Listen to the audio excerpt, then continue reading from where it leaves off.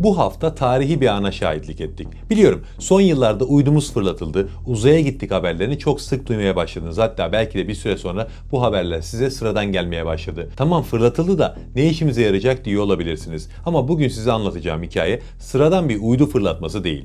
Tarih 28 Kasım 2025. Yer Amerika Birleşik Devletleri. Kaliforniya, Vandenberg Uzay Kuvvetleri Üssü. SpaceX'in o devasa Falcon 9 roketi, Transporter 15 adı verilen çok özel bir görev için motorlarını ateşledi. Roketin içinde dünyanın dört bir yanından gelen 100'den fazla uydu vardı. Ama o roketin kargo bölümünde üzerinde Türk bayrağı taşıyan bizim mühendislerimizin yani Fergani Uzay ekibinin geliştirdiği bir araç var ki o diğerlerinden çok farklı. Bu bir uydu değil. Bu uzayın kurallarını değiştirmeye aday. Tamamen yeni nesil bir yörünge transfer aracı. Daha anlaşılır olacak adıyla da uzay taksisi diyebiliriz ve bu araç sadece bir yük taşımıyor. Türkiye'nin uzaydaki gökbatan doktrininin en kritik parçasını, gelecekteki bağımsızlığımızın anahtarını taşıyor. Bugün arkanıza yaslanın. Çünkü sadece bir roketin kalkışını konuşmayacağız. Selçuk Bayraktar ve ekibinin kurduğu Fergani şirketinin uzayda nasıl bir lojistik ağı kurduğunu, dünyada bir ilk olan hibrit roket motorunun neden bu kadar önemli olduğunu ve en önemlisi cebinizdeki telefonun navigasyonunu yani GPS'i kökünden değiştirecek o gizli planı, Ulu Bey projesini en ince detayına kadar konuşacağız. Çayınız kahveniz hazırsa kemerlerinizi bağlayın. Çünkü bugün atmosfer dışına çıkıyoruz.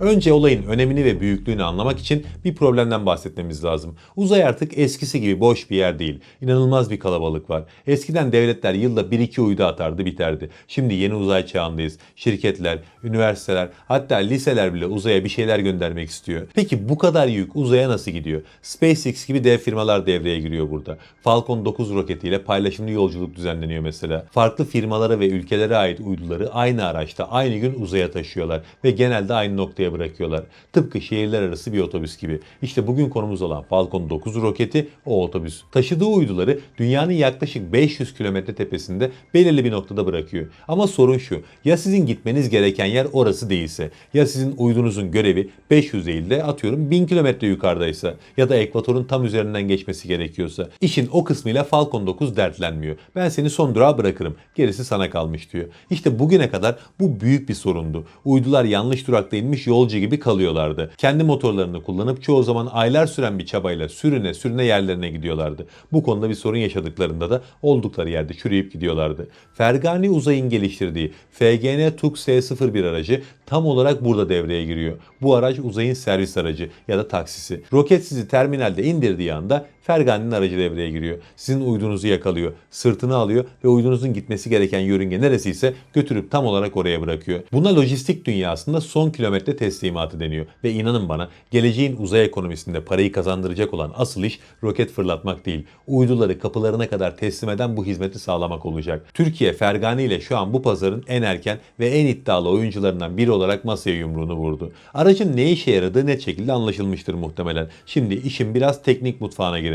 Ama merak etmeyin. Herkesin anlayacağı dilden anlatacağım. Günlük hayatımızda çok uzak konular olduğu için bunlar mümkün olduğunca basitleştirerek anlatmak daha mantıklı oluyor. Bu uzay taksisini yapmak mesele değil. Mesele onu uzayda neyle hareket ettirdiğiniz. Klasik roket motorlarını biliyorsunuz. İki tür olurlar. Ya katı yakıtlıdır. Hani havai fişek gibi bir kere ateşledin mi bitene kadar durmaz. Kontrol edemezsin. Ya da sıvı yakıtlıdır. Çok karmaşık pompalar, vanalar gerekir. Çok pahalıdır. Fergani mühendisleri dedi ki biz üçüncü bir yol bulacağız. Ve ortaya hibrit roket motorunu çıkardılar. Hibrit ne demek? Yakıt katı, yakıcısı ise sıvı. Bu motorun dünyayı sarsan 3 tane muazzam özelliği var. Birincisi güvenlik. Geleneksel roket yakıtı hidrazin o kadar zehirlidir ki yanına astronot kıyafetiyle yaklaşmanız gerekir. Bir damlası bile öldürücüdür. Daha da önemlisi inanılmaz yanıcı olur bu. Bu da büyük bir risk oluşturur. Ama hibrit motorun yakıtı ve oksijen ayrı tanklarda durduğu için tankı matkapla delseniz bile patlamaz. Kibrit çaksanız yanmaz. Bu uzay operasyonlarını inanılmaz güvenli hale getiriyor. İkincisi ise maliyet. Basit bir mekaniği var. Karmaşık turbo pompalara ihtiyaç duymuyor.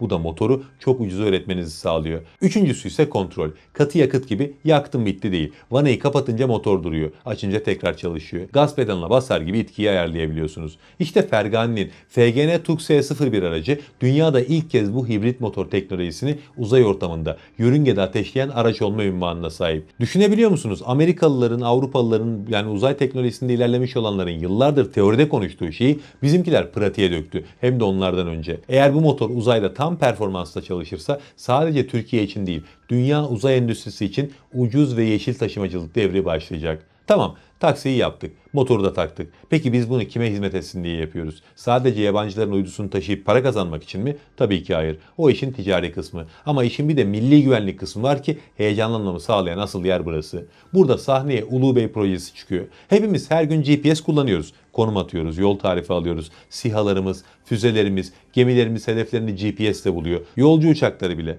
Peki GPS kimin? Amerika Birleşik Devletleri'nin. Yarın öbür gün büyük bir kriz çıksa, diplomatik ilişkiler kopsa veya bir savaş durumu olsa Amerika bir tuşa basıp Türkiye üzerindeki GPS sinyalini şifrelese veya karartsa ne olur? Kör oluruz. SİHA'lar yolunu kaybeder. Bankacılık sistemi bile çöker. Elektrik şebekeleri senkronizasyonunu yitirir. Selçuk Bayraktar'ın açıkladığı o büyük hedef işte bu bağımlılığı bitirmek üzerine kurulu. Fergani önümüzdeki 5 yıl içinde 100'den fazla uydu fırlatarak alçak yörünge küresel konumlama sistemini kuracak. Şimdi diyeceksiniz ki mevcut GPS varken bu ne işe yarayacak? Ya da niye aynı yörüngede yapılmıyor? Mevcut GPS uyduları 20 bin kilometre uzakta. Sinyal dünyaya gelene kadar fısıltı gibi kalıyor. Bu yüzden bina içlerinde, tünellerde çekmiyor. Daha da kötüsü düşmanlar basit jammer cihazlarıyla bu zayıf sinyali kolayca karıştırabiliyor. Ukrayna Savaşı'nda Gazze'de bunu çok net gördük. GPS sinyalleri savaş anında güvenilmezdir. Ama Fergani'nin kuracağı Ulu Bey sistemi uyduları çok daha yakına 500-600 kilometreye dizecek. Uydu yakın olduğu için sinyal yere bağırarak gelecek. GPS'ten 1000 kat daha güçlü olabilir bu. Bu kadar güçlü bir sinyali bozmak için düşmanın devasa enerji kaynaklarına ihtiyacı var. Yani anti-jam özelliği doğuştan var. Sinyal o kadar kuvvetli ki binaların içine, yer altına, hatta sık ormanlara bile girebilecek. Bu sistem kurulduğunda Türkiye sadece kendi bağımsız navigasyonuna sahip olmakla kalmayacak. Aynı zamanda Azerbaycan, Türk Cumhuriyetleri, Afrika ve dost ülkeler içinde bir konumlama hizmet sağlayıcısı olacak. Yani teknolojik bir diplomasi gücü elde edeceğiz. Kendi GPS'im var, kimseye muhtaç değilim diyebilmek gerçek egemenliktir. Bizimle birlikte dost ve kardeş ülkeler de bu egemenliğe sahip olacak. Son olarak da çok güzel bir detaya daha değinmek lazım. Bu fırlatmada sadece Fergani yoktu. Türkiye'de artık bir uzay ekosistemi kuruluyor. Bu fırlatmada bunu tekrar görmüş olduk. Mesela Planes firmamızdan bahsedelim. Onlar da aynı roketle Connecta uydularını gönderdi. Planes işin nesnelerin interneti kısmında uzmanlaştı. Dağ başındaki elektrik sayacından, okyanusun ortasındaki gemiden veri topluyorlar. Fergani lojistiği yaparken Planes veriyi taşıyor. Muazzam bir iş bölümü. Yani şöyle konuyu bir kısaca özetlersek 28 Kasım 2025 akşamı izlediğimiz o ateşleme sadece bir metal yığınının uzaya gitmesi değildi. O roketin içinde kendi motorunu uzayda ateşleme cesaretini gösteren bir mühendislik. Gökbatan'da sınır tanımayan bir stratejik akıl ve GPS uydularının şalterini elinde tutan güçlere karşı benim B planım var diyen bir Türkiye vardı. Fergani Uzay'ın FGN Tug S-01 aracı önümüzdeki 5 yıl içinde başımızın üzerinden geçecek 100'den fazla Türk uydusunun ilk habercisi. Belki birkaç yıl sonra artık uydularımızı Amerika'dan değil Türkiye'nin kuracağı kendi uzay limanından fırlattığımız günleri de konuşacağız. O günler gelene kadar gökyüzüne her baktığınızda orada sessizce çalışan bizim çocukların yaptığı bir şeylerin olduğunu unutmayın. Bizim çocuklar ifadesi bence çok kıymetli burada. Peki bu konu hakkında siz ne düşünüyorsunuz? Türkiye'nin kendi GPS sistemine sahip olması sizce hayatımızı nasıl etkiler? Çok mu gerekli? Yorumlarda bu konudaki fikirlerinizi belirtmeyi unutmayın. Bir de eğer isterseniz bir videoda da şu üstünkörü bahsettiğimiz Ulu Bey projesine odaklanalım. İstiyorsanız yorumlarda belirtin ki listeye ekleyeyim videoyu. Çünkü orada daha konuşulacak çok fazla detay var. Allah'a emanet olun.